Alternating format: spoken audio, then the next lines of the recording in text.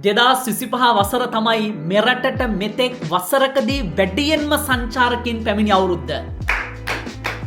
ඒ වගේම තමයි ආසියාවේ හොඳම සංචාරක ගමනාන්ත 5 අතර ලංකාවේ නමක් තියෙනවා. ඉතින් සංචාරක ශ්‍රේෂ්ඨයෙන් ඔළුව උත්සන්න උත්සාහ කරන රටකට මේක මාර දෙයක්නේ. සංචාරකයා ලංකාවට එන්නේ ඇයි? අපි ඒක හොඳට තේරුම් ගන්න ඕන. ඔය ගොඩක් සංචාරකයන්ගේ අපේක්ෂාව ඒ රටේ තියෙන අත්දැකීම් මේ රටට ඇවිල්ලා ලබා ගන්න නෙවෙයි.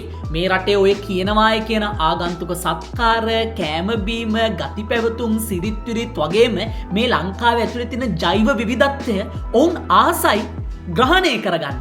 ඔවුන් ආසයි ඒ අත්දැකීම ලබා ගන්න. ඉතින් සරලව මම මෙහෙම කියන්නම්කෝ. ඒ සුද්දා බලාපොරොත්තු වෙන ඒ නිල ටික සුපිරිවටම අල්ලන්න අපිට පුළුවන් නම් මේ සංචාරක ශ්‍රේෂ්ඨයෙන් ඔළුව උස්සන එක මහ ලොකු දෙයක් නෙවෙයි. ඒක සුපිරිවටම හඳුනාගත්ත මිනිස්සෙක් තමයි තීක්ෂණ සුධාරක ලංකාදීකර කියන අයියා. ඒ අයියා Facebook එකේ හරි අපූර්ව වීඩියෝස් දානවා. ඒ වීඩියෝස් දැක්කම හිතනවා දෙයියනේ අපේ රටේ සම්පත් මේ මිනිස්සයා ඩොලර් කරන විදිය මාරයිනේ. හරිම ආකර්ශනීයයිනේ. මම වීඩියෝ එකක් පෙන්නන්නම් පොඩ්ඩක් බලලා ඉන්නකෝ.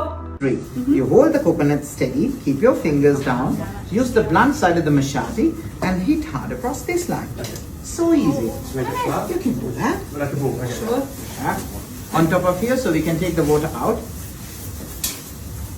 Nice. That's so natural. Good. That's just 2 shots and you practice. One more, not so hard. A little harder. Yeah. Now you can see dripping out. And now ma'am, one more on here. Oh, that's very nice, man. Good. Now we can just split it apart. Good job. Wow. Alright. See, you're a pro. බලන්න ඉස්සරෝ මේ සංචාරකයට කියලා දෙනවා. ඒ නොදන්න දෙයක් පිළිබඳ අවබෝධය සංචාරකයට ලබා දීලා දෙවෙනි පියවරෙන් ඒ සංචාරකයට මේ වැඩ කටයුතු ටික සිද්ධ කරව ගන්නවා සංචාරකයා තුලින්ම. ඒ විතරකුත් නෙමෙයි. ඊට පස්සේ සංචාරකයට ලබා දෙන අගය කිරීම. බලන් ඉන්න මට ඔබට මෙහෙම සතුටු නම් ඒ පිළිබඳ මිලෝ හසරක් නොදන්න සංචාරකෙන්ට කොහොම සතුටක් ඇද්ද? සංචාරකයාගේ නාඩිය සුපිරියටම තීක්ෂණයි අල්ලලා කියලා මට හිතෙනවා. ඉතින් තීක්ෂණ අයියේ සුපිරි හොඳේ. ඉතින් මම මේ වීඩියෝ ඔබත් එක්ක බෙදා හදාගත්තේ තීක්ෂණ අයියව අගය කරන ගමන්. මම සංචාරක ශ්‍රේෂ්ඨයට එන්න බලාපොරොත්තු වෙන යම්කිසි කෙනෙක්ට දිරිගැන්වීමක් උත්තේජනයක් වගේම යා යුතු පාත් එකක් පෙන්වන්නයි මේ වීඩියෝ එක ඔබත් එක්ක බෙදා හදාගත්තේ. තීක්ෂණයි මම අනිවාර්යෙන්ම ඇල්ලට එනවා. ඇල්ලට ඇවිල්ලා ඔයා මේ සුදු මහත්තුරු නෝනාවරුත් එක්ක දවස ගත කරන්න කොහොමද කියලා සියසින්ම දැක ගැනීමේ ආසාවක් මට තියෙනවා. ඉතින් මේ ටුවරිසම් ෆීල්ඩ් එකේ අලුත් දේවල් අලුත් වැඩ කරන කෙනෙක් නම් ඔබ කතා කරන්න මට මම ඔබ ගැන කතා කරන්න සූදානම් ලෝකෙට. මොකද සංචාරක ශ්‍රේෂ්ඨය උස්සන්න ඔයාලා දෙන සපෝට් එක මාරයි. ඒවා අපි අගය කරන්න ඕන. මොකද ඒකෙන් දියුණු වෙන්නේ ඔයාලා විතරක් නෙමෙයි.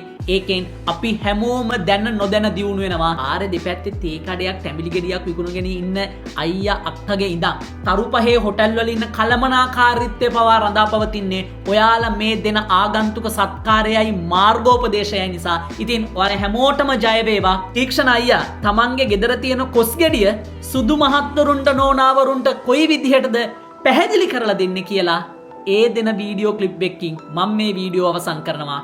අනිවාර්යෙන්ම අපි ඇල්ලේ තීක්ෂණ අයියගේ ගෙදරදී හම්බෙමු. ඔයාලා හැමෝටම සුබ අලුත් අවුරුද්දක්. ජය වේවා. And you can see this is one of the oldest jackfruit trees in my garden. And for sure in every season we get about 50 to 100 jackfruits on this tree. And these jackfruits are really tasty and they are hard and in the meaty texture when you cook it to a tender jackfruit curry or a polos curry. So this is the proper size of a jackfruit that we can pick and make a meaty textured jackfruit curry with it. So what we do is we pick the jackfruit and then we will cut it in half and then we will put it in a terracotta pot and boil the jackfruit. And when the jackfruit is properly boiled, we take it out and peel it off and cut it into big chunks and cook it as a meaty textured jackfruit curry. So when you eat it, it's like pulled pork. It's in really meaty texture. So that is how I made the vegan version of the bitter balls as well. And when they grow bigger, they could grow up to like 15 to 20 kilos. You can see on that tree, there are big ones hanging on top. So in that stage, we can eat the jackfruit as a sticky jackfruit curry or a potato-ish jackfruit curry. By that time, someone needs to climb up the tree, pick it and come down, and then you cut it open, pull out the flesh pieces with the seeds inside them, and then we cut it into small pieces and make it a sticky jackfruit curry. It's potato-ish and it's really tasty.